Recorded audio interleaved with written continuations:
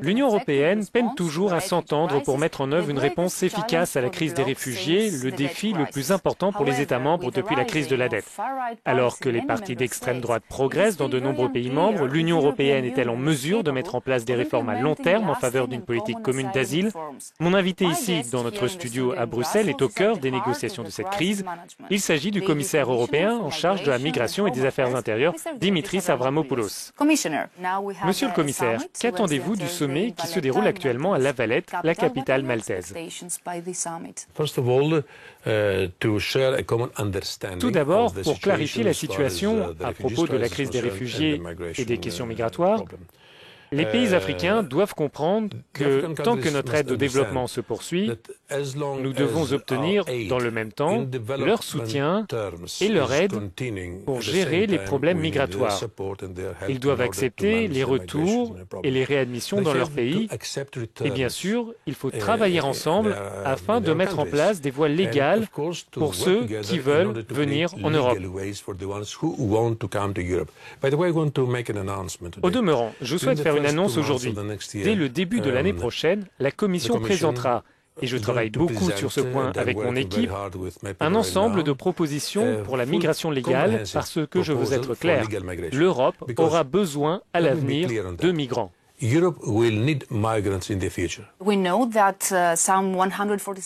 Nous savons qu'en moins de 2 mois, 147 personnes ont bénéficié du système et du mécanisme européen de relocalisation.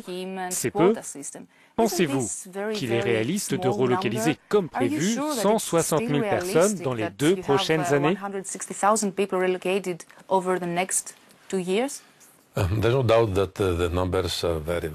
Il ne fait aucun doute que les chiffres sont très faibles. Mais ce n'est que le commencement. Comme vous le savez, nous avons eu il y a un mois notre première opération de relocalisation à partir de l'Italie, et pour la Grèce, c'était il y a 2 semaines. Je dirais que c'est un point de départ. Il nous reste beaucoup de chemin à parcourir pour se dire satisfait. Je crois que tant que nous progressons, et pour le moment, tous les États membres veulent participer à ce système de relocalisation, cela va s'améliorer. Mais beaucoup de pays ne s'impliquent pas. Pour le moment, seuls 12 pays ont accepté de participer à ce programme. Mais cela commence à changer, le climat est plus positif et je pense qu'au final, tous les États membres accepteront d'accueillir des réfugiés. Alors le chiffre de 160 000 personnes sur 2 ans est réaliste? Il peut le devenir. Il peut devenir réaliste, mais comme je l'ai dit, nous n'avons pas démarré de façon idéale. Je l'ai indiqué, j'ai été franc, je suis déçu par ces premiers chiffres. Mais le système, le programme, doit commencer à fonctionner. Abordons un autre projet ambitieux de la Commission, les hotspots, ces centres d'accueil censés gérer l'arrivée de migrants et de réfugiés. De nombreuses personnes sur le terrain, en particulier sur les îles grecques, estiment qu'ils ne fonctionnent pas, du moins pour le moment.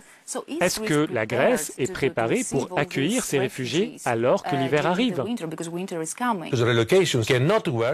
Les relocalisations ne peuvent pas fonctionner sans les hotspots. Il est essentiel de savoir que le centre à Lesbos et les autres ailleurs en Europe peuvent traiter tous les cas et ne pas garder les gens plus de 24 heures sur l'île et qu'ils seront ensuite transférés sur le continent et de là vers d'autres pays membres. Donc vous estimez que la Grèce sera prête à la fin du mois avec toutes ces procédures. C'est un engagement et croyez-moi, je suis en bonne position pour vous dire qu'au cours des 2 derniers mois, les choses vont plus vite en Grèce.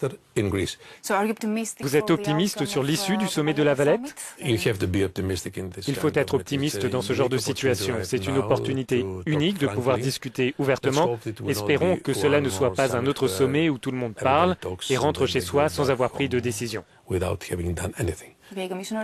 le commissaire, merci.